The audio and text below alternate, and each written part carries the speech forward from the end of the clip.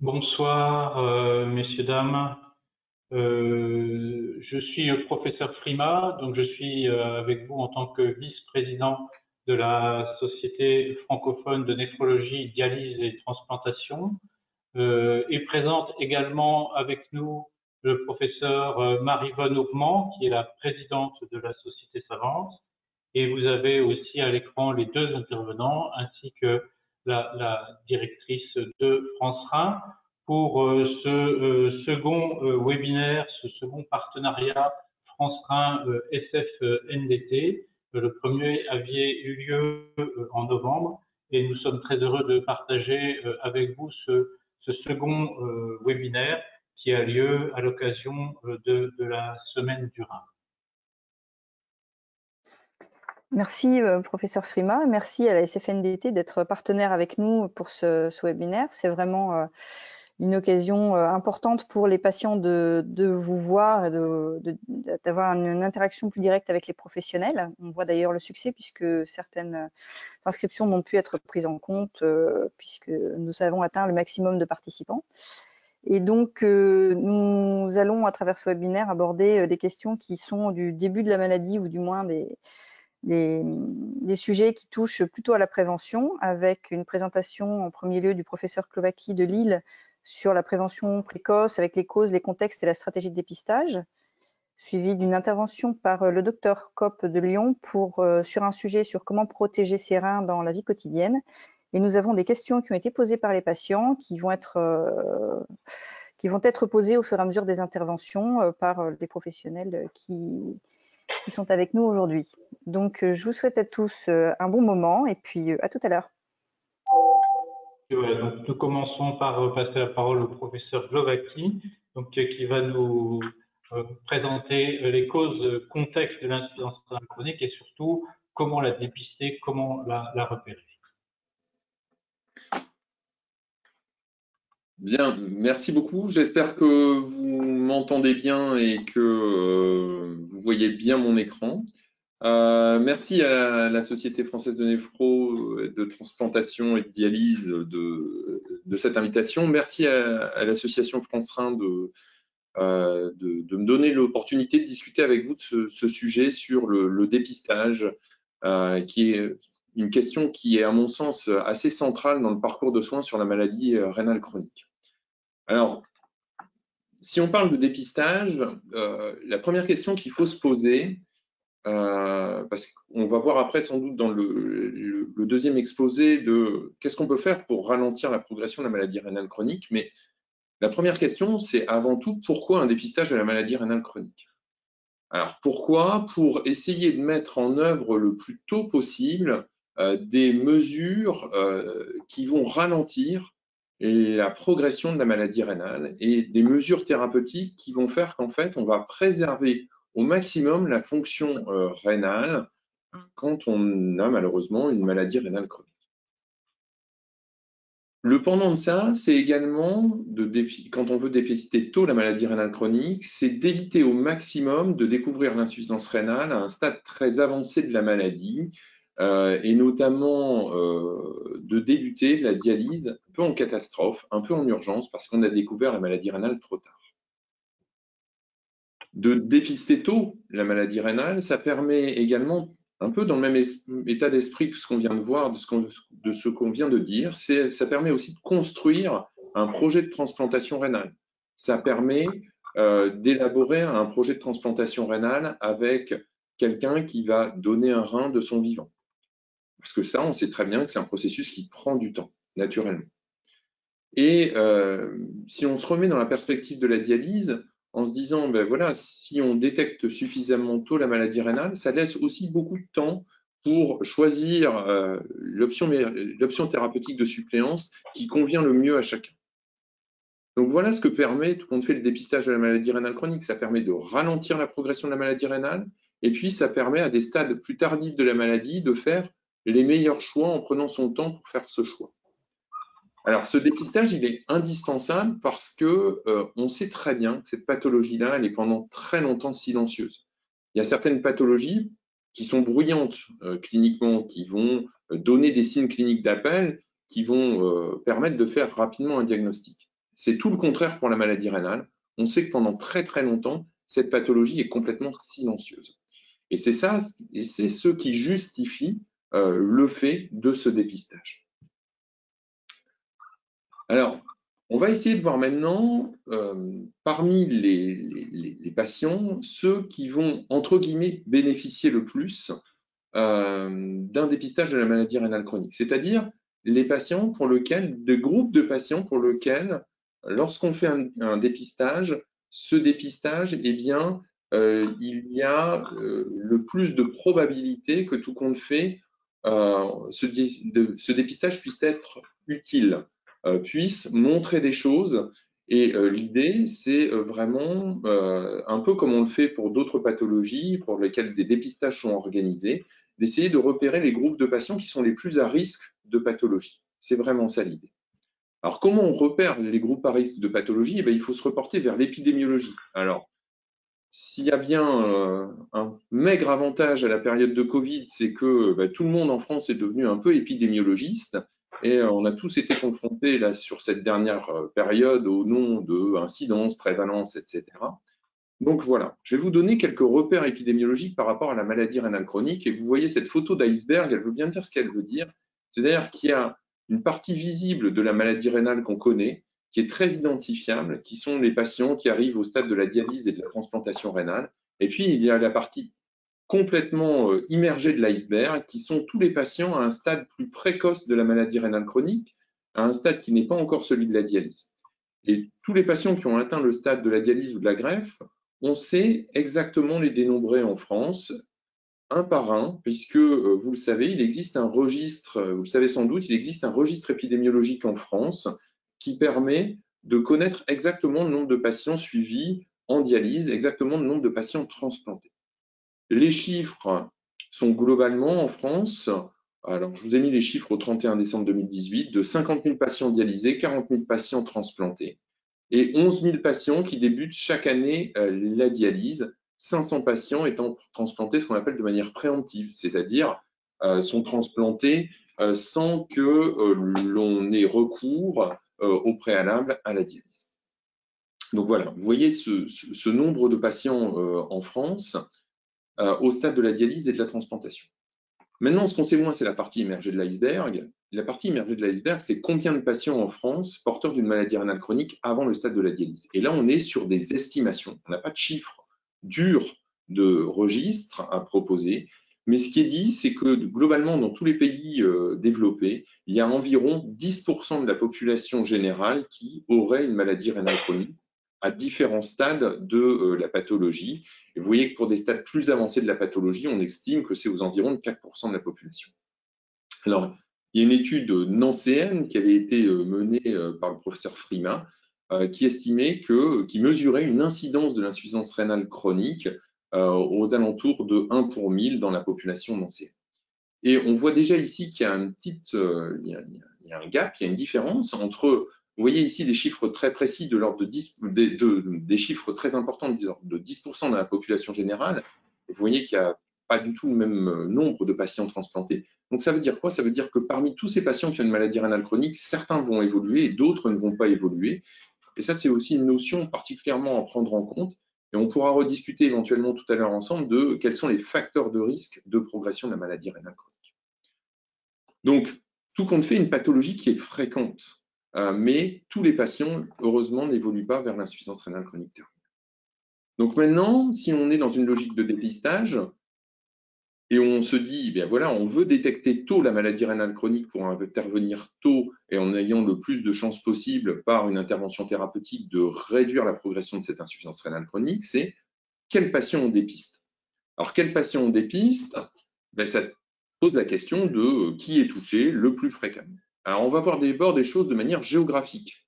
Et ici, ce sont les données du registre Rhin, c'est-à-dire c'est l'incidence sur cette carte des patients incidents qui arrivent en insuffisance rénale chronique terminale sur la France métropolitaine entre 2008 et 2016.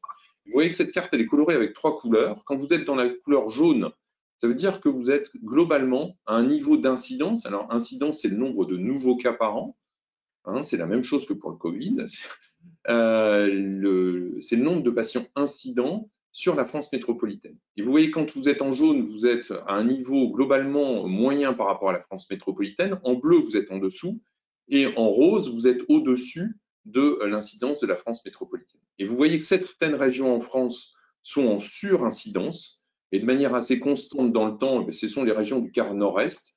Et moi, je suis originaire de Lille, donc on est dans l'épicentre de la surincidence, puisque vous voyez ici, la surincidence, elle est de l'ordre de 30% dans la région Nord-Pas-de-Calais par rapport aux autres régions françaises. Et vous voyez qu'à l'opposé, sur le front ouest, on est plutôt en sous-incidence, c'est-à-dire plutôt dans une situation de protection par rapport à la maladie rénale chronique.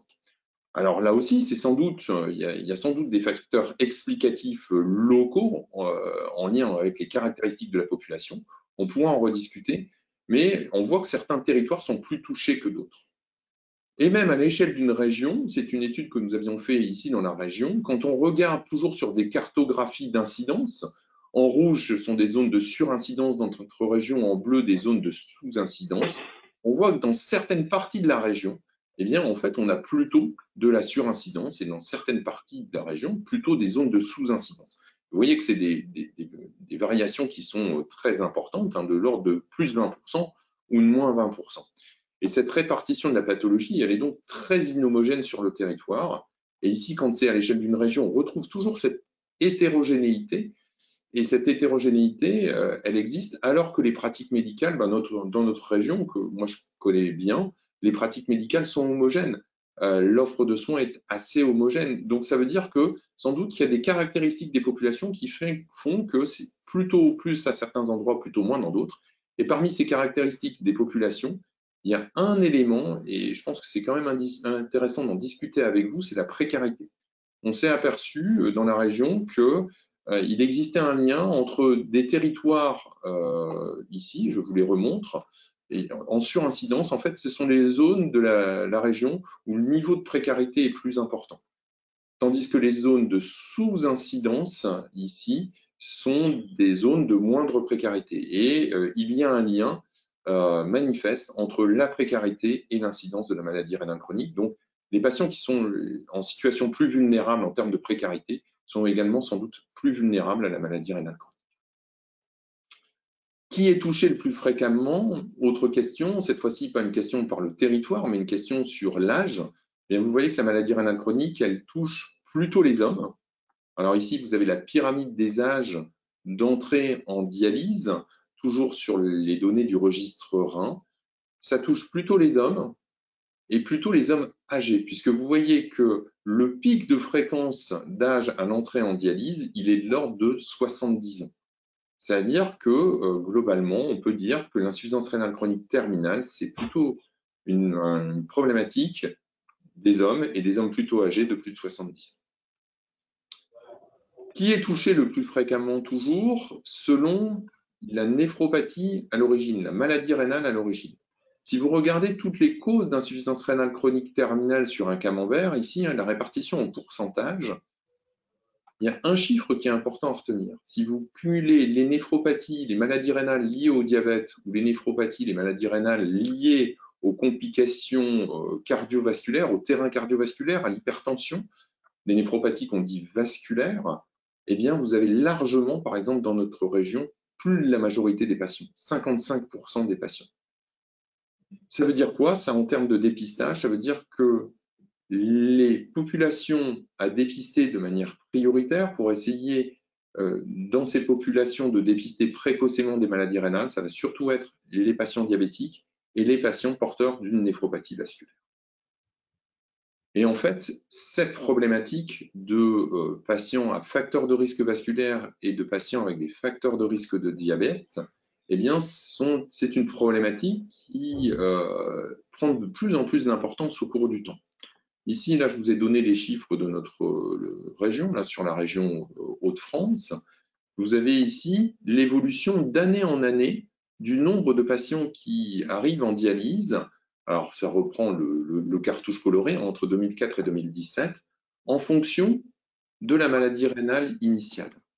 Quand vous regardez les maladies glomérulaires, des maladies qui touchent une autre partie du rein qui s'appelle l'interstitium, des maladies rénales génétiques comme la polykystose, vous voyez que les choses sont complètement stables au fil du temps. Par contre, vous voyez bien que le nombre de patients qui arrivent en dialyse pour des néphropathies diabétiques en lien avec le diabète ou des maladies rénales en lien avec un problème vasculaire, eh bien, les choses ne sont pas encore stabilisées du tout et ont même été en très forte croissance pendant longtemps. Donc, encore une fois, un message pour dire que le nombre de patients incidents en dialyse du fait du diabète ou de maladies vasculaires, c'est vraiment une problématique qui est importante. Et donc, c'est manifestement dans ces patients, c'est sur ce profil de patients-là qu'il faut essayer de détecter une maladie rénale chronique parce que la pathologie est fréquente. Voilà. Donc, les recommandations de la Haute Autorité de Santé depuis 2012, alors ces recommandations elles sont en cours de révision, mais elles sont globalement de dire qu'il faut détecter une maladie rénale chronique chez les patients qui sont âgés, chez les patients qui sont diabétiques, chez les patients qui ont des facteurs de risque vasculaires. Alors ça, c'est ce qu'il y a dans les recommandations, mais je vous ai montré que sans doute qu'il faut aussi avoir, et probablement c'est des choses à discuter en termes d'intensité du dépistage. Il y a des territoires plus vulnérables que d'autres, et la précarité n'est pas sans jouer un rôle, donc il faut sans doute avoir une attention particulière aux populations précaires. Voilà, là je vous ai remis simplement les recommandations telles qu'elles nous sont proposées par la Haute Autorité de Santé sur le dépistage. Chez qui dépister une maladie rénale? Eh bien, c'est exactement ce que je viens de vous montrer sur les populations les plus à risque, diabétiques, hypertendues, âgées, ayant des facteurs de risque cardiovasculaires ou ayant déjà une maladie cardiovasculaire. Il y a d'autres populations pour lesquelles un dépistage est proposé, mais numériquement, ces patients sont moins nombreux. L'exposition à ce risque est beaucoup plus faible par rapport à l'ensemble de cette population. Donc maintenant, qu'est-ce qu'il faut faire pour rechercher, dépister une maladie rénale chronique? En fait, les choses, elles sont simples. Et ce que l'HAS nous propose, c'est de faire une fois par an. Et cette notion-là, elle est importante. C'est-à-dire que quand on fait un dépistage de la maladie rénale chronique, c'est quelque chose d'assez dynamique dans le temps. On est exposé à un facteur de risque comme le diabète. Le diabète, on l'a pour longtemps, si ce n'est pour toujours. Et donc, il faut accepter l'idée qu'une fois par an, oui, il faut vérifier s'il n'y a pas une maladie rénale en lien avec le diabète qui s'installe. Donc, une fois par an, qu'est-ce qu'il faut faire? Il faut faire un dosage de créatininémie, donc une prise de sang avec un dosage d'un marqueur, la créatinine, dont vous savez que le taux sanguin dépend de la fonction rénale. Et une fois qu'on a fait un dosage de créatinine, on estime ensuite un paramètre un peu plus fin de fonction rénale qui est le débit de filtration glomérulaire. Donc ça, c'est pour l'analyse sanguine. Et puis, une analyse urinaire, et je reviendrai après sur l'importance de cette analyse-là, qui comporte, l'analyse urinaire, elle est toute simple, c'est un dosage d'albumine dans les urines sur un échantillon urinaire, et de manière concomitante, on dose la créatinine dans les urines, pas pour avoir une idée de la performance de la filtration rénale, mais simplement pour avoir un espèce de témoin de concentration des urines, parce que en fonction de la quantité d'eau que vous aurez bu la veille, vous allez avoir des urines plus ou moins diluées. Donc, si on regarde la concentration de l'albumine dans des urines plus ou moins diluées, on va avoir des résultats qui vont être difficiles d'interprétation. Donc, on interprète la concentration d'albumine dans les urines non pas en milligrammes par litre, mais en milligrammes par gramme de créatinurie. C'est ce que vous avez sur votre analyse biologique. Donc voilà, ça c'est ce bilan très simple, c'est la base du dépistage de la maladie rénale chronique. Donc pas besoin d'un recueil des urines des 24 heures. Un dépistage annuel de la population à risque est recommandé. Là, je vous ai remis le texte tel qu'il va être proposé dans les nouvelles moutures de la recommandation de l'HAS sur la maladie rénale chronique. Donc, un dosage de créatinémie, une estimation du débit de filtration glomérulaire avec une formule mathématique, et puis un examen d'urine pour l'albuminurie. Et vous voyez que l'albuminurie, eh bien, le résultat il va être divisé en 3. Globalement, on va authentifier des gens qui ont une albuminurie qui est physiologique, inférieure, alors je suis désolé, il manque un zéro, là, inférieure à 30 mg par gramme de créatininurie, une albuminurie dite modérément augmentée, qu'on appelait avant microalbuminurie entre 30 et 300 mg par gramme, ou une albuminurie augmentée supérieure à 300 mg par gramme. Alors pourquoi c'est important cette histoire d'albuminurie? Eh bien parce que l'albuminurie, ça aide vraiment à très bien voir, à très bien cerner le risque évolutif de la maladie rénale. Alors, je ne vous ai pas additionné les études, mais ça, c'est une grosse publication nord-américaine où vous avez un tableau à double entrée. Ici, vous avez le rapport albumine sur créatinine, et puis ici, vous avez le débit de filtration glomérulaire, c'est-à-dire le niveau de fonctionnement rénal. Et vous regardez le risque rénal, ou même de manière un peu plus sèche et plus difficile, le risque de mortalité, en fonction de l'albuminurie d'un côté et du débit de filtration glomérulaire de l'autre, eh bien vous voyez que les choses sont très synergiques.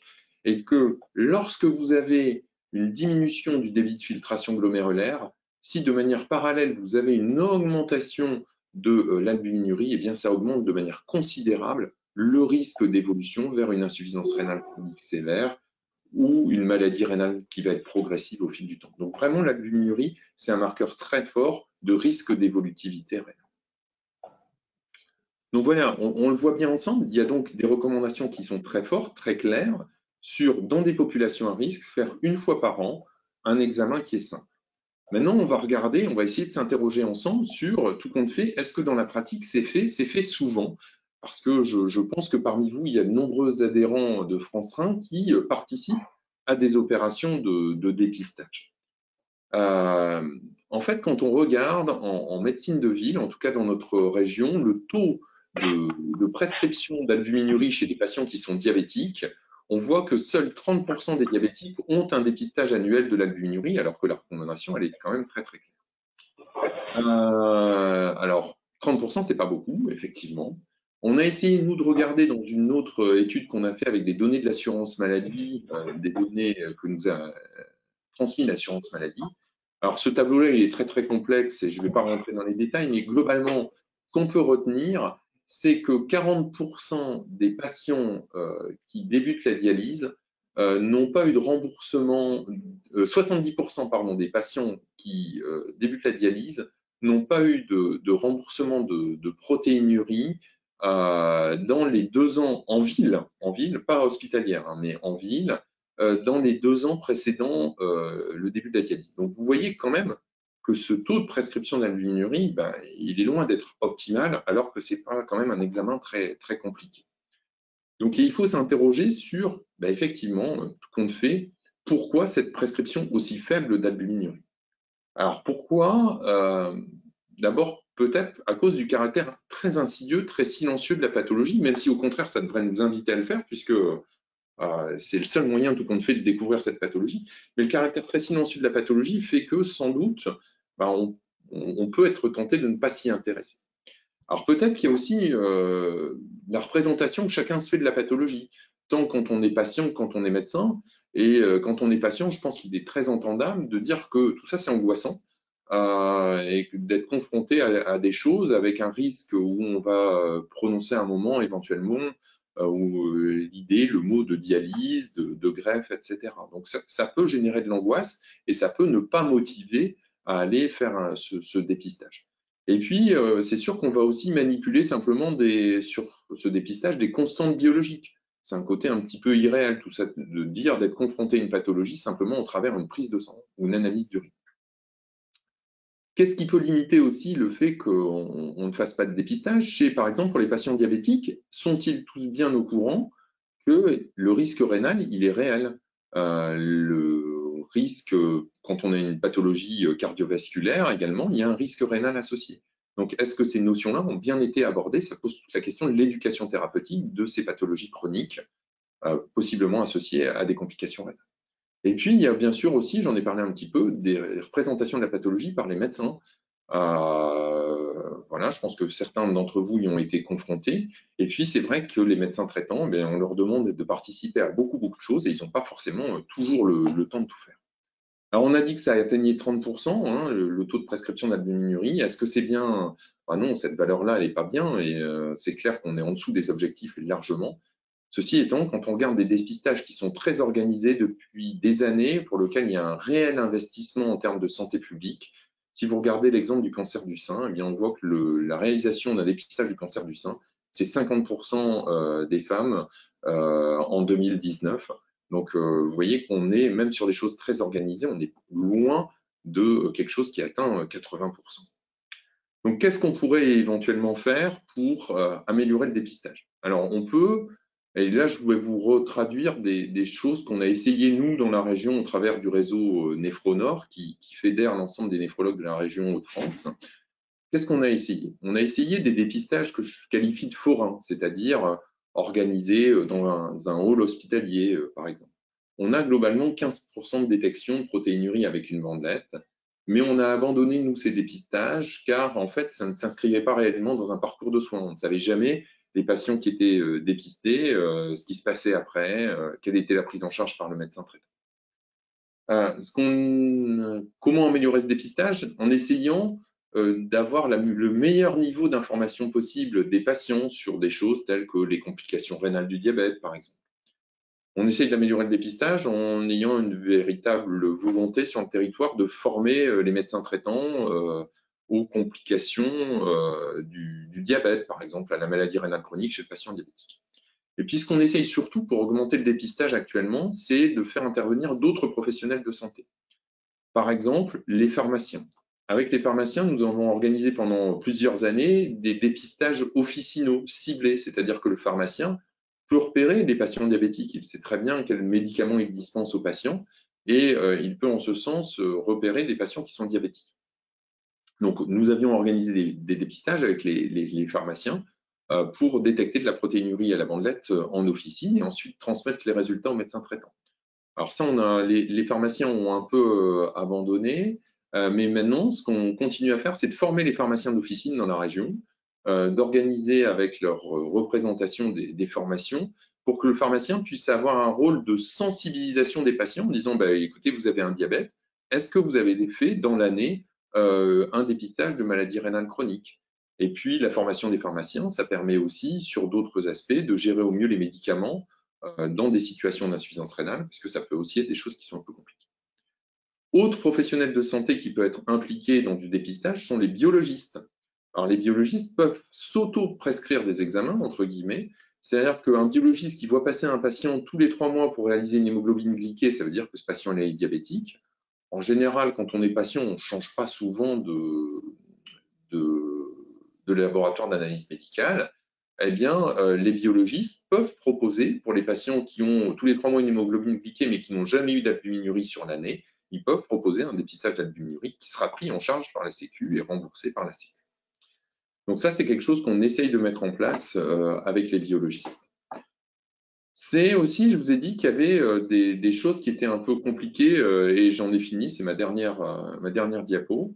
Alors, je ne sais pas si vous voyez encore du coup les diapos ou pas. Ouais.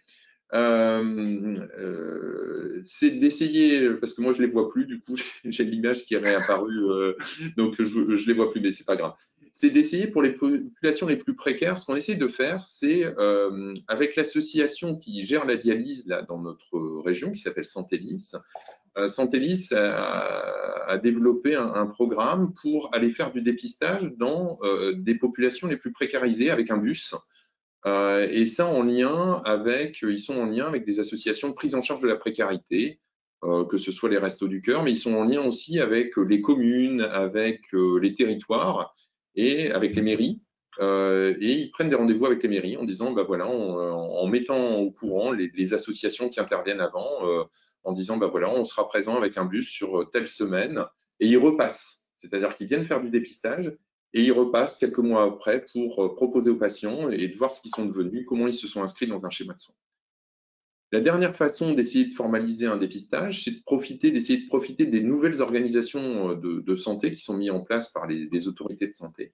En fait, les autorités de santé maintenant proposent de créer ce qu'ils appellent des communautés professionnelles territoriales de santé. Alors, c'est un gros mot administratif pour dire simplement, sur un territoire donné, de réunir tous les participants en termes d'acteurs de soins d'un territoire pour dire, ben voilà, on va faire un schéma de prise en charge de telle pathologie sur notre territoire avec les acteurs qu'on a à disposition. Et c'est peut-être de proposer, et c'est ce qu'on essaye de faire aussi, de proposer un plan de prise en charge sur un territoire donné avec les acteurs du territoire. Donc voilà les idées pour essayer de dépasser ce chiffre de 30%. Voilà, donc en conclusion, et là j'arrive pas à lire la première ligne, donc voilà. En conclusion, le dépistage de la maladie rénale chronique, il faut vraiment s'inscrire dans cette logique-là, dans les populations les plus à risque. C'était le sens des chiffres épidémiologiques que j'ai essayé de vous montrer en vous disant qu'il y a des populations qui sont à risque franchement augmenté. Pour ces populations-là, bah oui, il y a tout intérêt à faire ce dépistage par des choses qui sont simples, la créatinine, l'albuminurie. Actuellement, l'adhésion au dépistage, elle est insuffisante et il faut trouver d'autres voies, d'autres professionnels pour plus laisser seul le généraliste face à cette tâche-là, alors qu'il en a déjà de multiples et qu'il n'arrive sans doute pas à tout faire. Voilà, merci. Merci François. Si tu veux bien répondre à quelques questions qui ont été remontées par les personnes participant au webinaire. Donc la première est, quelle est l'évolution moyenne, enfin la durée moyenne entre les premiers signes et la dialyse? Et puis une question associée, c'est à quel niveau de débit de filtration glomérulaire faut-il débuter la dialyse? Alors, c'est deux questions pour lesquelles la réponse est extrêmement difficile. La première question, je vais répondre par la dernière question à la limite, qui est la question du chiffre. Ce qu'il faut retenir, c'est qu'il n'y a pas un chiffre magique. C'est-à-dire qu'il n'y a pas un chiffre qui est à 8, 9, 7, 10, et que ça ne dépend pas que du chiffre. Ça dépend aussi de l'état clinique, ça dépend de tout ce qui se passe à côté, voilà. Et donc, on ne décide pas que sur un chiffre. Et donc, il faut il faut se garder l'idée de se dire, voilà, quand je serai à 8, le lendemain, j'y suis. Enfin, c'est beaucoup plus compliqué que ça. La décision du moment exact, bah, ça se fait vraiment, je pense, dans une discussion qui est aussi claire que possible entre le néphrologue et son patient à ce moment-là, en se disant, bah oui, là ça va, ou là ça va plus. Et si ça va plus, bah oui, il faut pas, entre guillemets, moi l'expression que j'utilise, c'est ne pas tirer sur la ficelle, parce que d'attendre trop, ça peut être délétère. Mais ça sert à rien non plus d'anticiper de manière trop importante. Donc c'est toujours une balance qui est difficile à faire, et je crois que c'est très compliqué d'avoir une réponse univoque pour tout le monde. L'autre question est encore plus difficile, de dire combien de temps il y a entre le premier diagnostic et puis le début de la dialyse. Ça va dépendre de tous les facteurs de progression de la maladie rénale. Il y a des patients qui vont perdre 10 millilitres minutes de débit de filtration glomérulaire par an avec une maladie rénale, voire même plus. Et puis, il y a des patients qui vont perdre 5 millilitres minutes de débit de filtration glomérulaire par an, et voire moins. C'est-à-dire qu'il y a des progresseurs plutôt rapides, il y a des progresseurs plutôt lents. Ce caractère progresseur rapide ou progresseur lent, il dépend de la maladie rénale sous-jacente et il dépend aussi de tous les autres facteurs de risque de maladie rénale, le contrôle de l'hypertension artérielle, le contrôle de la protéinurie. On voit beaucoup après parler de l'alimentation. Il dépend peut-être aussi un peu de notre environnement. Enfin voilà, il dépend de multiples choses. Et je crois que c'est très très difficile de donner un chiffre en disant, bah voilà, c'est autant de temps. Alors la question suivante, mais ta présentation donnait déjà quelques pistes. Quelle collaboration entre les professionnels du diabète et de l'insuffisance rénale pour améliorer le suivi des diabétiques? Alors je pense que ça, c'est une question qui est extrêmement intéressante parce que vous avez vu que ce que j'ai essayé de faire passer comme message, c'est qu'effectivement, on est à un espèce de plafond qui est 30%. Si on veut dépasser ça, si on veut proposer plus de dépistage, parce que bah, je pense que nous, on est tous convaincus que le dépistage, c'est utile, il faut essayer qu'il y ait d'autres acteurs du dépistage. Donc, je vous ai cité les biologistes, je vous ai cité les pharmaciens. Voilà, et je pense que vraiment, il faut qu'il y ait d'autres acteurs à côté de ça. Alors, pour le diabète, il y a la question du diabétologue, mais les diabétologues, on sait très bien qu'il y a très peu de diabétologues en France et tous les diabétiques ne sont pas suivis par un diabétologue. Donc ça, c'est encore une autre question. Mais je pense que clairement, une des pistes de réflexion, c'est ne pas laisser le médecin généraliste seul en disant qu'il faut que chaque année, ça vienne de lui. Ok, ben écoute, c'est la dernière question. Merci beaucoup. Merci à vous, merci de votre invitation. On va passer à la présentation de Laetitia, qui est protéger ses reins dans la vie quotidienne. Donc, Bonjour à tous, j'espère que vous voyez mon écran. Je remercie beaucoup cette invitation et j'espère que tout le monde m'entend. Je remercie cette invitation et suis très contente de parler d'un sujet que j'apprécie beaucoup et qui est comment protéger ses reins dans la vie quotidienne. En introduction, je voulais juste rappeler, mais bon, c'est vraiment une introduction générale, mais pour dire que le rein, c'est un organe noble. Souvent, on pense que le cœur, c'est un organe important, mais le rein l'est tout aussi. Et le rein a un rôle vraiment fondamental dans la régulation, en fait, de l'homéostasie. Et c'est une interface entre ce que l'on mange et l'élimination des déchets. Il joue un rôle dans beaucoup d'actions.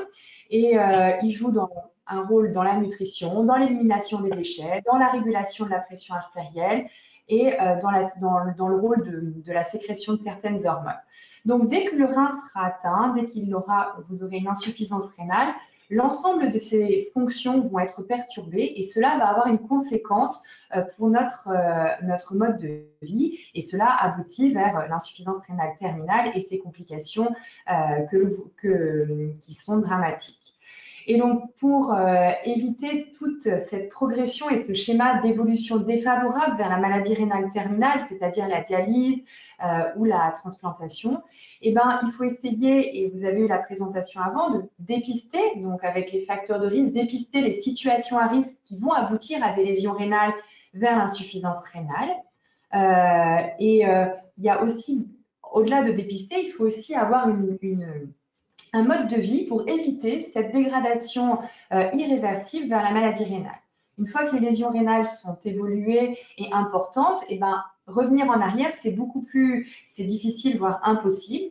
Par contre, traiter les facteurs de risque, les dépister, changer son mode de vie, c'est autant de situations qui peuvent éviter l'apparition ou l'aggravation des lésions rénales et qui peuvent avoir donc un impact bénéfique pour protéger ses reins. Alors, comment modifier son mode de vie pour protéger ses reins? Alors, il y a plein d'axes que l'on peut mettre en place. Donc, vous avez eu la première présentation, le rôle du dépistage. Donc, je ne reviendrai pas sur ce point de vue-là. Bien sûr, on peut traiter la pathologie responsable des lésions rénales, mais finalement, ces deux acteurs, on ne peut pas, en tant que patient, c'est pas les points que l'on peut modifier le plus. Ce que l'on peut faire, c'est vraiment modifier notre mode de vie.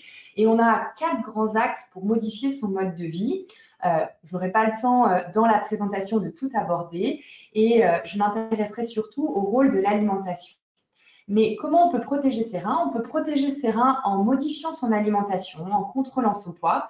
Et je vais vous montrer dans la suite de ma présentation quelles sont les pistes pour modifier son alimentation pour protéger ses reins. On peut bien sûr avoir une activité physique régulière et gérer son stress. Et donc, toute personne qui aura une activité physique régulière, ce sera bénéfique pour protéger son rein et éviter l'évolution vers une pathologie rénale. Et bien sûr, un autre point important qui est le tabac. Le tabac a un impact très négatif sur le rein. Donc, toutes les stratégies pour le sevrage tabagique, ce sont des modifications de notre mode de vie pour protéger notre rein.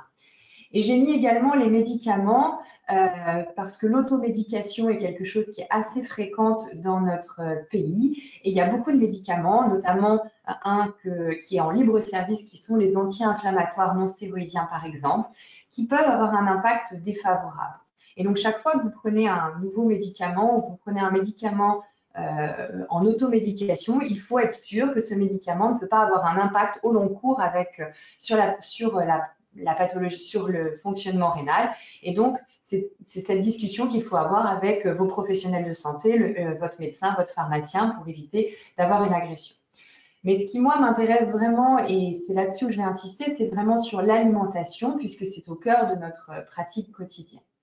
Alors, ici, vous avez des études, et donc c'est une synthèse de toutes les études qui ont été faites pour essayer de vous convaincre que modifier son mode de vie, modifier son alimentation, avoir une activité physique manger moins de sel et moins fumer, ça peut avoir un impact à la fois pour l'arrivée de la maladie rénale chronique, c'est-à-dire ce qu'on appelle l'incidence de la maladie rénale chronique, mais également modifier son impact, son mode de vie, ça a aussi un impact pour éviter la progression et la dégradation de la fonction rénale et la dégradation du débit de filtration glomérulaire. Et donc ici, c'est une synthèse de toutes les études, donc ils ont regroupé pratiquement 1 million de personnes qu'ils ont suivies. Et quand c'est marqué en bleu, ça veut dire que ça protège. Et quand c'est en rouge, ça veut dire que c'est négatif et que ça a un impact négatif. Et vous voyez que les études qui ont observé si une alimentation riche en légumes, riche en fibres, végétarienne, eh ben, la synthèse des études ont montré que ça avait un impact favorable pour réduire l'incidence de la maladie rénale. Par contre, sur l'arrivée en dialyse, la dégradation du débit de filtration glomérulaire ou la présence d'une albuminurie, que vous avez vu qui est un facteur de progression de la maladie rénale, ça n'a pas encore fait ses preuves. Probablement qu'on n'a pas d'études. Une activité physique, vous voyez, c'est tout bleu. Ça veut dire que dans toutes les situations, pratiquer une activité physique a un impact favorable sur l'apparition d'une maladie rénale chronique et sur la dégradation du fonctionnement rénal. Et inversement, avoir une alimentation riche en sel, consommer du tabac, ça a un impact très défavorable pour ces différents paramètres. La nutrition dans la maladie rénale chronique, quand on regarde un petit peu toutes les études qui ont été faites chez les patients, la nutrition a vraiment un impact très favorable et peut avoir un impact sur différentes situations au cours de la maladie rénale. Modifier sa diététique au cours de la maladie rénale chronique peut avoir un impact sur l'accumulation des déchets que le rein ne peut plus éliminer. Ça a aussi un impact sur l'équilibre de l'acidité, sur les anomalies osseuses. Ça peut retarder la mise en dialyse. Donc vraiment, modifier son alimentation, avoir une alimentation adaptée peut avoir un impact très favorable sur la maladie rénale. Par contre, la question que je vous ai dit, c'est que devons-nous manger? Parce que j'ai pris cette photo au supermarché et vous vous retrouvez avec à peu près 250 huiles différentes, 250 sauces différentes. Et on est dans une société où le choix des aliments est absolument et sans limite. Et donc, de s'y retrouver pour dire qu'est-ce qui est bon pour mes reins pour manger, puisque j'ai dit en introduction que l'alimentation peut avoir un impact vraiment bénéfique sur le rein, mais que devons-nous manger en pratique? Alors, généralement, ce qu'on dit, c'est avoir une alimentation équilibrée. Alors, qu'est-ce que c'est qu'une alimentation équilibrée? Eh bien, à peu près sur les études, on a essayé de définir ce qui pourrait protéger ses reins. C'est déjà d'avoir une alimentation extrêmement riche en fruits et en légumes, avoir une alimentation riche en céréales comme féculents, et puis avoir une alimentation plutôt pauvre en protéines et surtout des protéines à haute valeur nutritionnelle. Également les huiles, favoriser des huiles qui sont plutôt riches en oméga 3, telles que l'huile d'olive. Et puis, la seule boisson que l'on considère comme ayant un effet bénéfique est plutôt l'eau et pas les boissons sucrées. Donc, si on regarde un petit peu dans le détail cette assiette qui est l'alimentation, on va dire, équilibrée, est-ce que vraiment, si on mange cette alimentation-là, est-ce que ça a un impact sur la maladie rénale? Juste pour vous montrer cette étude-là où ils ont observé pratiquement 600 000 patients. Et ils ont regardé ceux qui mangeaient en effet beaucoup de fruits et légumes, beaucoup de graines, plutôt de la viande style poisson et des apports en fait en protéines issues du fromage, mais avec des régimes des fromages pauvres en lipides, et puis un petit peu des céréales type noix. Et à l'inverse, ceux qui mangeaient beaucoup de viande rouge, des viandes qui étaient transformées, des boissons riches en sucre, et puis une alimentation très salée, et ben vous pouvez le voir que les patients qui ont une alimentation, ce qu'on appelle équilibrée, ont une incidence de développer une maladie rénale chronique pratiquement 30% inférieure par rapport à une alimentation riche en viande rouge, en sel, etc. Et aussi également, cette population qui mangeait cette alimentation qu'on définit équilibrée avait moins d'incidence d'albuminurie dans ces populations. Donc vraiment, ça a un impact pour protéger les reins d'avoir une alimentation que je définis équilibrée. Ça, c'est vraiment avant que la maladie rénale chronique apparaisse. Et puis, c'est vrai aussi quand la maladie rénale est présente pour éviter la dégradation. Ensuite, la question des protéines est très importante au cours de la maladie rénale chronique, puisque beaucoup des déchets des protéines de l'alimentation vont s'accumuler dans le rein et peuvent avoir une toxicité.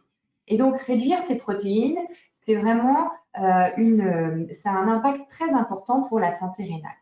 Alors juste, j'aimerais mettre cette diapositive pour vous montrer que quand on dit aux personnes qu'il faut réduire ces protéines pour protéger ses reins, la question principale que l'on a, c'est « Ah mince, je vais perdre du muscle, je vais me dénutrir ». Et donc, j'ai juste cette photo pour vous montrer que l'animal qui a la masse musculaire sur la Terre la plus importante, qui est l'éléphant, c'est un animal qui est végétarien. Donc, ne pas manger de viande n'est pas obligatoirement gage d'avoir une masse musculaire diminuée. Et si on regarde ce qui se passe chez l'homme, il y a eu cette étude-là qui a été faite dans une équipe parisienne où ils ont regardé la probabilité de développer une maladie rénale chronique terminale, d'arriver donc au stade terminal en dialyse, par rapport à la consommation moyenne de protéines. Et vous voyez qu'il y a une corrélation linéaire entre la consommation de protéines et l'incidence de la maladie rénale. Quand vous mangez beaucoup de protéines, 1,2, 1,3 g par jour de protéines, hein, c'est-à-dire pratiquement 100 grammes de protéines chez une personne normale, eh ben, vous avez une probabilité de 50% de plus de risque d'avoir une insuffisance rénale chronique terminale. Par contre, quand vous diminuez fortement vos protéines, hein, vous avez un régime plutôt végétarien, et ben vous avez une progression vers la maladie rénale chronique terminale qui est beaucoup moins importante. Alors, c'est pas toujours facile de modifier son alimentation et comment réduire un petit peu ses protéines. C'est pas quelque chose que l'on doit faire en une fois du jour au lendemain. Il faut que vous soyez accompagné et modifier son alimentation, modifier ses apports en protéines, c'est quelque chose qui doit être progressif et qui doit se faire étape par étape en fonction de l'évolutivité de votre maladie rénale. Si on regarde un peu cette diapo, au début de la maladie rénale, on va essayer de réduire et d'avoir une alimentation où on va mettre un petit peu de protéines d'origine végétale et 3/4, on va dire, d'origine animale. Ça, c'est ce qu'on fait pratiquement tous au stade débutant de la maladie rénale. Et puis, plus la maladie rénale va évoluer et plus pour réduire et ralentir la progression, eh ben, on peut un peu modifier son alimentation de façon progressive. Au début, on peut remplacer les protéines d'origine animale par des protéines végétales. Ensuite, retirer les protéines d'origine animale par plutôt des œufs. Et puis finir, quand la maladie rénale chronique est très évoluée, par un régime purement végétarien. Donc ça, c'est juste pour vous montrer que on ne va pas tout changer d'un coup, les habitudes alimentaires. C'est quelque chose qui doit s'accompagner et qui doit se faire progressivement pour arriver à réduire les protéines pour protéger ses reins dans le long cours.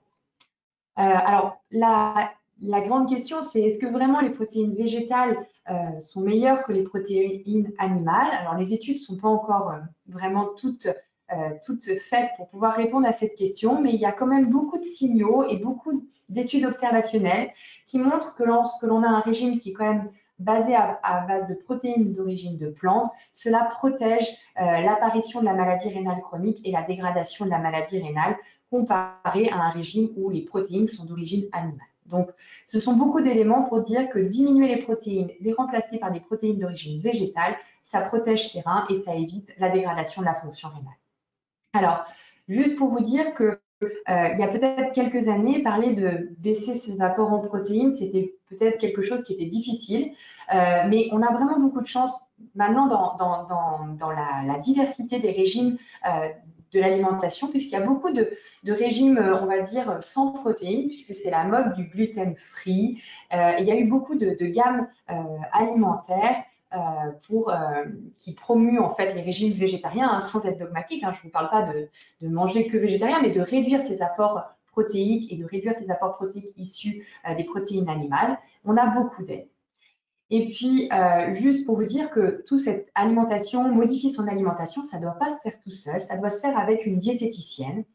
Qu'avec la diététicienne, elle va dans nos services de néphrologie, elle va avec vous chiffrer vos apports caloriques, vos apports protéiques. Elle va vous expliquer les équivalences de protéines.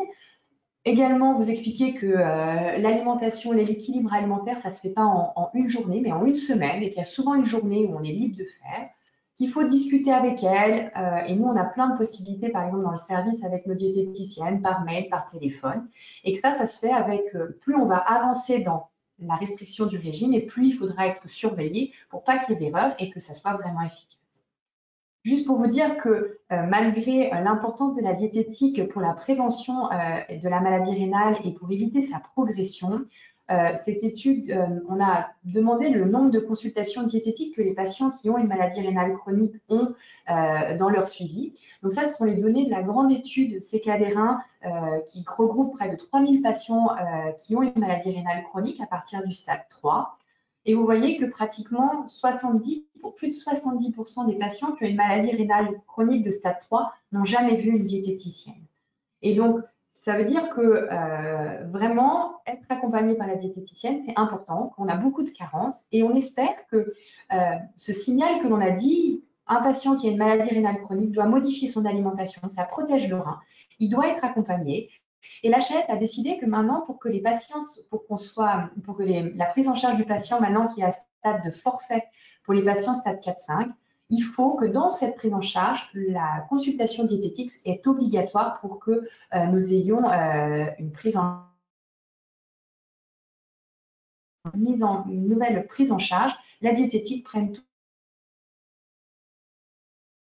pour éviter la progression de la maladie rénale. Juste pour vous montrer un petit peu, pour illustrer ce que je dis, c'est que la modification de l'alimentation, elle ne se fait pas en une fois. Et voilà ce que ma diététicienne, par exemple, va faire. Elle va dire, regardez dans votre rapport alimentaire, vous avez beaucoup de viande, beaucoup de sardines. La prochaine fois, baissez votre alimentation de viande en diminuant par 2 et arrêtez, par exemple, l'alimentation de la viande le soir, remplacez-le par des féculents. Puis après, elle va vous revoir et la viande du midi, elle va vous dire, plutôt, mettez par des féculents, remplacer par des féculents et diminuer un petit peu votre viande le soir. Et elle va vous accompagner progressivement comme ça jusqu'à réduire à fur et à mesure complètement les protéines au fur et à mesure que la maladie rénale chronique avance en vous donnant des solutions pour avoir des aliments très pauvres en protéines. Donc voilà comment ça se passe. Il faut pas, si vous êtes accompagné, on peut protéger ses reins. Enfin, juste pour terminer sur quelques ouvertures, le sel, vous le savez, avoir un régime pauvre en sel, c'est vraiment important pour protéger ses reins. Et l'association sel et protéines, ça c'est connu, parce qu'un bon steak, c'est avec beaucoup de sel. Donc ce type d'alimentation très riche en sel et très riche en protéines est probablement très mauvais pour protéger ses reins. Et donc il faut essayer de réduire, et les objectifs sont à peu près 6 grammes de sel. Je ne vais pas détailler, mais manger trop de sel, ça a vraiment un impact extrêmement négatif sur le rein, parce que ça augmente la pression artérielle, ça fait de la rétention d'eau, ça augmente le stress oxydant, ça fait plus travailler le rein. Et mettre beaucoup de sel dans son alimentation, ce sont autant de facteurs péjoratifs pour altérer le fonctionnement du rein. Enfin, juste un petit peu pour l'ouverture et dire que dans les prochaines années, probablement que l'alimentation va jouer encore plus un rôle important pour protéger ses reins, puisque un des acteurs qui est entre ce que l'on mange et ce que le rein va éliminer, c'est l'intestin. En effet, l'intestin, avec ces bactéries qui vont digérer ce que l'on mange à l'intérieur, est un acteur clé entre ce que l'on mange et ce que le rein va éliminer, puisque ce que l'on va manger va être modifié dans notre intestin. On va avoir un certain nombre de modifications des alimentations qui va passer la barrière intestinale, et il y a un certain nombre de déchets. Normalement, les déchets issus de notre alimentation sont éliminés par le rein, mais en cas de maladie rénale chronique, c'est plus éliminé. Et on sait que ces déchets sont toxiques, c'est ce qu'on appelle les déchets uriniques. Et dans la maladie rénale chronique, beaucoup d'études sont en train de montrer que notre microbiote, notre flore intestinale, est perturbée. Et donc, probablement que l'alimentation et ce que l'on mange peut essayer de rétablir en fait cette flore intestinale perturbée et qui aggrave en fait la progression de la maladie rénale. Et donc, juste pour dire que le microbiote intestinal, c'est vraiment un nouvel organe qui est interconnecté entre ce que l'on mange et notre rein, et que c'est une source principale des déchets uriniques. Et donc, modifier notre microbiote par notre alimentation est probablement un enjeu majeur dans les prochaines années pour essayer de mieux comprendre et quelles sources pour mieux protéger nos reins. Juste pour vous dire, c'est que probablement que dans les études, ce que l'on est en train de montrer, c'est que manger des protéines d'origine animale, eh ben, ça favorise une flore intestinale mauvaise, ça augmente la production de déchets uréniques, de l'inflammation, et que manger beaucoup d'alimentation d'origine végétale avec des fibres, eh ben, ça favorise la prolifération de bonnes bactéries et donc moins de déchets uréniques et moins d'inflammation. Mais tout cela, bien sûr, est au stade de la recherche et j'espère que dans quelques années, nous serons capables de mieux identifier quels aliments spécifiques et bons pour notre microbiote, bons pour nos déchets. Et actuellement, toujours dans cette cohorte CKD1, dans quelques années, l'étude est en cours, nous allons justement caractériser tout ce microbiote intestinal et mieux identifier quel type de bactéries, quelles mauvaises bactéries, quel aliment est impliqué dans cette production de déchets uréniques. Et nous espérons que les compléments nutritionnels ou l'alimentation que nous pourrons proposer sera vraiment, on va dire, du sur-mesure pour les gens qui ont une pathologie rénale, avec peut-être des fibres ou des aliments spécifiques qui feront croître les bonnes bactéries dans notre intestin, choisir des bactéries, ce qu'on appelle des probiotiques, qui vont digérer l'alimentation de façon positive, sans déchets, et aussi donner quelques substrats pour stimuler en fait nos bactéries. Mais tout cela, pour l'instant, c'est un petit peu de la recherche, mais ça va arriver. Et notamment juste pour vous dire que c'est pas de la science-fiction, mais que ça vraiment c'est quelque chose qui va être un axe de recherche dans les prochaines années, c'est que par exemple, toujours dans cette étude CKD1 qui regroupe près de 3000 patients, on a demandé aux patients le nombre de yaourts qui contiennent des bactéries, des bonnes bactéries, ou si les gens prenaient des bactéries, ce qu'on appelle des probiotiques. Et on a regardé dans cette cohorte, et les patients qui avaient une maladie rénale chronique et qui prenaient beaucoup de yaourts et beaucoup de probiotiques avaient des marqueurs d'inflammation beaucoup moins importants. Et donc, ça veut dire que probablement, grâce à cette alimentation, en ciblant le microbiote, on pourra améliorer la progression et l'inflammation de nos patients. Et enfin, la dernière question qui est fréquente et que tous les patients nous posent, docteur, qu'est-ce que je dois boire? Combien de litres je dois boire? Et là, on a regardé toujours dans cette étude-là que la quantité de boisson, ça ne sert à rien de boire 2 litres ou 3 litres et que la quantité d'eau qu'on doit boire, c'est aux alentours de 1 litre, 1,5 litre pour ralentir la progression de la maladie rénale. Et donc voilà ma dernière diapo pour vous dire que pour protéger vos reins, c'est une grande carte routière, qu'il y a plein de choses que vous pouvez mettre en place et que modifier votre style de vie, ça vraiment, il y a plein d'étapes, plein de choses à faire pour protéger vos reins. L'alimentation et des protéines, les fruits et légumes, l'activité physique, le sel, arrêter de fumer.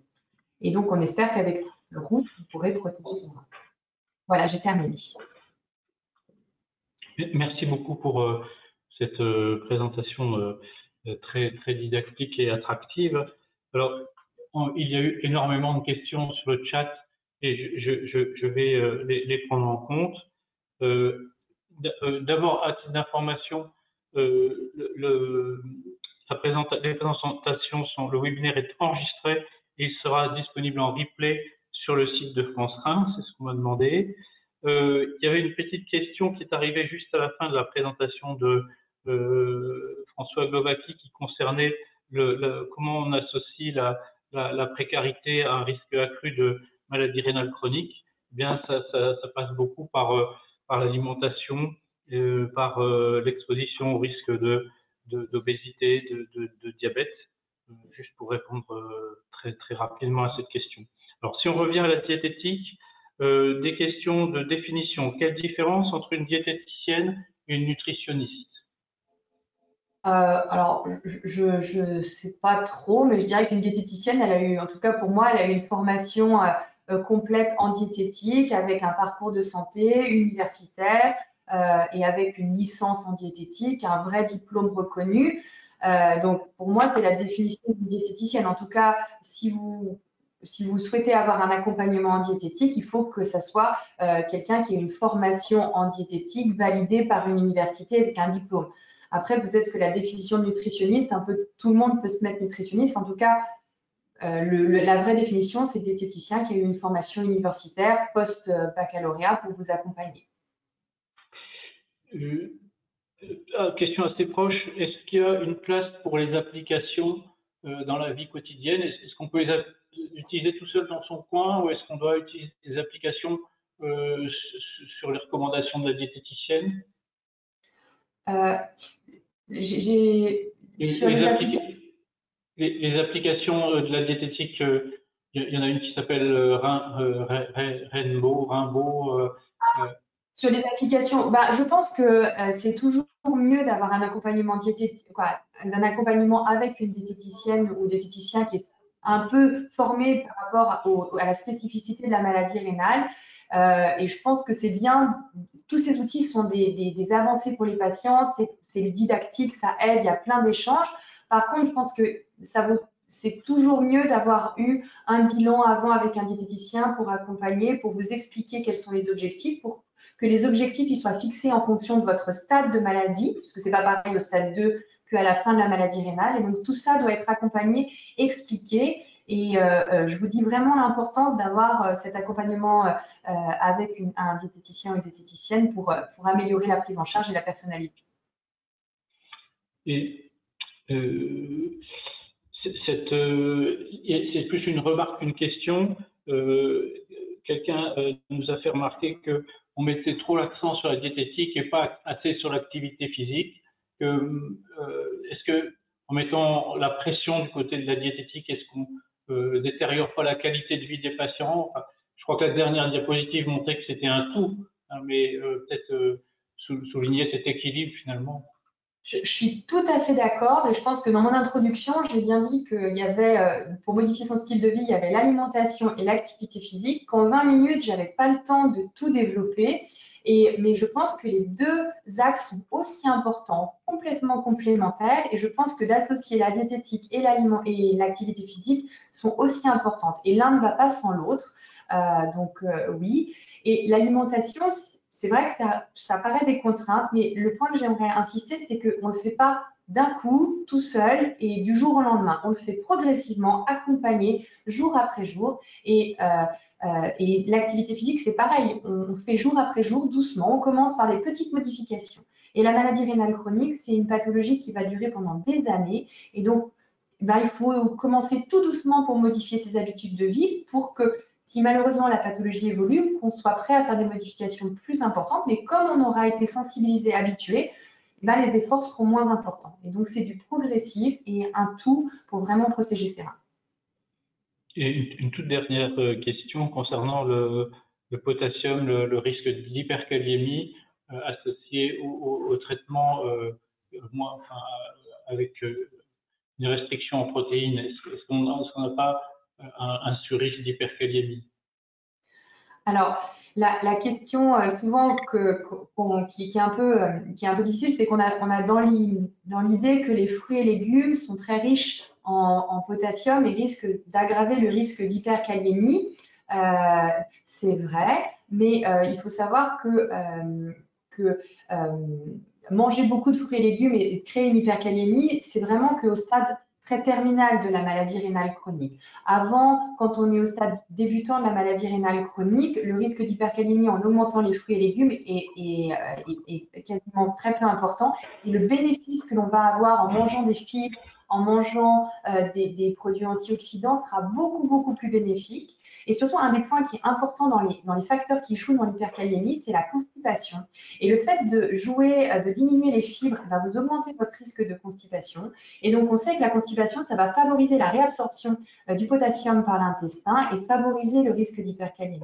Et dans toutes les études qui ont augmenté les fruits et légumes, même chez des patients qui ont des maladies rénales chroniques un peu évoluées, on n'a jamais observé une augmentation de l'incidence du risque d'hyperkaliémie. Bien sûr, si jamais on l'observe, peut-être qu'il y a vraiment des erreurs très très importantes, mais ça, avec la diététicienne, ou le diététicien, on peut identifier les erreurs. Donc ça n'est pas un obstacle. Merci beaucoup pour ces commentaires. Je vais passer la parole à Madame Vandevillers qui va aller directement aux questions que nous avons reçues pour professeur Roman. Oui, alors nous avions, étant greffé rénal, peut-on se faire vacciner avec le vaccin d'AstraZeneca? Ce sont des questions qui n'ont pas trop rapport avec les interventions précédentes, mais on les a quand même prises en compte.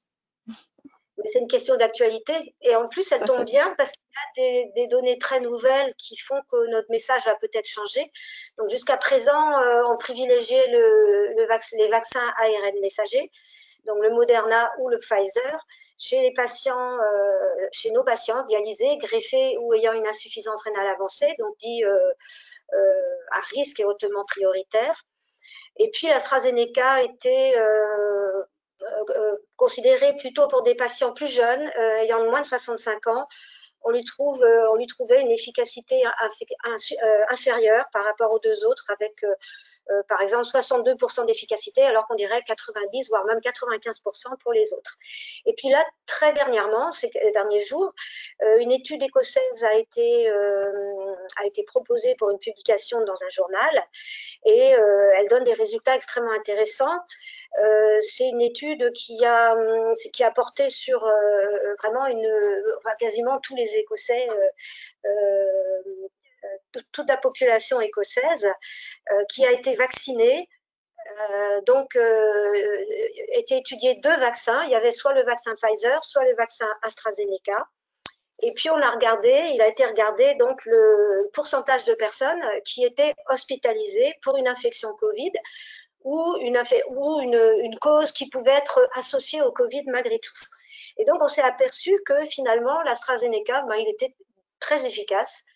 Et le hasard a fait que les patients qui ont reçu l'AstraZeneca étaient en fait les plus âgés, donc ceux qu'actuellement on évite de vacciner avec l'AstraZeneca. Et là, chez des patients de plus de 65 ans, voire même 80 ans, on s'aperçoit que l'efficacité de l'AstraZeneca est particulièrement bonne. Donc, cet article, il est juste soumis. Il n'a pas été encore analysé par les experts qui évaluent les articles. Donc, qui vont peut-être trouver qu'il y a des failles dans l'étude ou dans le raisonnement. Et donc, il faut encore attendre les conclusions, mais a priori, et puis il y a aussi un suivi qui est très court, c'est-à-dire que les personnes qui ont été vaccinées par l'AstraZeneca, on a 1 mois de suivi, et pas plus. Donc, c'est un petit peu court pour donner des conclusions. Mais en tout cas, on est un peu agréablement surpris par ces résultats. Et l'HAS a publié un communiqué pour dire qu'elle allait analyser ces résultats pour donner des recommandations peut-être différentes, sans doute différentes, sur l'utilisation de l'AstraZeneca. Donc, si on peut avoir le Pfizer, c'est mieux, mais l'AstraZeneca, finalement, c'est peut-être bien aussi. Et quelquefois, quand on n'arrive pas à obtenir un rendez-vous pour une vaccination par un vaccin ARN messager, finalement, il vaut peut-être mieux être vacciné par un AstraZeneca que par rien du tout. D'accord. D'ailleurs, dans cette même actualité, afin de protéger mon compagnon de la Covid, il est sur liste d'attente de greffe. Puis-je bénéficier du même vaccin que lui, Pfizer, et comment procéder et où demander? Alors, c'est un petit peu c'est pareil, c'est normalement si le conjoint ou la conjointe de quelqu'un qui est inscrit sur la liste d'attente et qui, lui, va recevoir le Pfizer, n'est pas dans les règles où on peut donner le Pfizer. Ça, c'est, par exemple, si c'est une personne jeune, elle n'aura pas le droit au Pfizer et donc l'AstraZeneca vaut certainement mieux que de ne pas être vacciné du tout. Alors, si on veut, alors après, ça, je ne me mouillerai pas parce qu'il y a beaucoup de dispositions locales sur l'accès au centre de vaccination, l'accès à tel ou tel type de vaccin. Donc ça, c'est à voir vraiment localement. D'accord. On a aussi une question qui est un peu encore sur un autre registre. Quels sont les paramètres essentiels à surveiller pour les donneurs vivants? Alors, chez le donneur vivant, il faut surveiller que sa fonction rénale avec un seul rein est satisfaisante. Donc, on surveille en général, la fonction rénale. On surveille aussi l'albumine dans les urines, comme François Glowacki l'a expliqué tout à l'heure, parce que s'il y avait une quantité importante d'albumine dans les urines chez un donneur vivant, ça veut dire sans doute que le rein qui reste, il est obligé de fonctionner trop pour compenser l'absence de l'autre. Et ça peut être mauvais dans le long terme. Après, ce qu'on surveille, c'est aussi ce qu'a dit Laetitia Kopp, c'est-à-dire qu'il faut protéger le rein qui reste, donc il faut le protéger de tout ce qui est facteur de risque vasculaire, donc protéger de l'hypertension, protéger de lésions vasculaires liées par exemple à un cholestérol trop élevé. L'obésité, c'est mauvais aussi. Et donc, il faut avoir une hygiène de vie qui est, ce qu'a dit Laetitia, basée sur une bonne alimentation et sur aussi une activité physique adaptée. Régulière. D'accord. Merci beaucoup. Pour moi, toutes mes questions ont été posées ou à peu près. C'est vrai qu'il y en avait quand même beaucoup et on a dû faire une petite sélection. Vous avez peut-être quelque chose à ajouter, professeur Frima? On ne vous entend plus. On ne t'entend pas. Pareil, il n'était pas possible de donner la parole en direct aux personnes participantes parce qu'il y a trop de monde, quoi. Oui, bien sûr. On a essayé de faire au mieux avec les questions. En tout cas, merci. Merci beaucoup, en tout cas. Merci pour votre soutien à la Semaine du Rhin, aux patients, et merci pour votre disponibilité ce soir. Merci beaucoup. à vous aussi.